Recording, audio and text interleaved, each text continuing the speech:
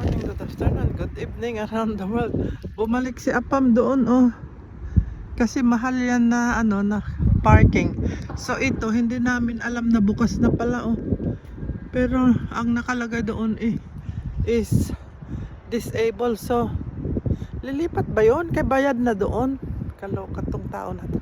Ang ginaw. Ayun, oh, disabled nga ang nakalagay, eh. Ayan po, oh, disabled buds only. So wala naman disabled yung mga yung parking ba. So titignan natin si Apam kung ilipat dito yung car niya. Kasi bayad na siya doon, eh. Pag bayad na siya doon, wag nang ilipat. Ay, maaraw pero ang lamig, guys. Shout out, happy Tuesday everyone. Ay, ito inuubo pa rin tayo kasi ang lamig. Grabe. Ay, yung niya, yung hangin niya malamig. Tingnan niyo, oh, naka-Uggs na ngang sapatos yung suot ko.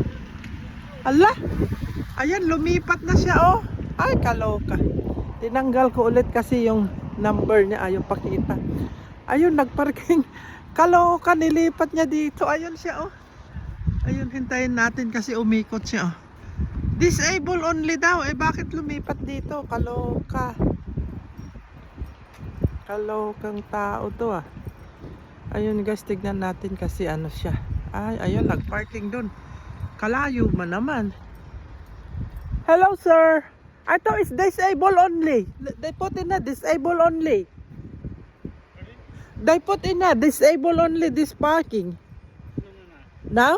Oh, everybody can park. Everyone can park in here, yeah, it's disabled bays. Oh, cause my husband parking there and he go there and he paid there already. Look, naughty man. No, this is anyone can park in here. Ah, okay. It's just there's specific disabled bays. If the Cause bays this are- one if cheaper the, than that. If the bays are full, then you can park in here with a blue badge anyway. Yeah, we used this one before. Yeah. Yeah. Yeah, Oh, that's thank fine. you, sir. Okay.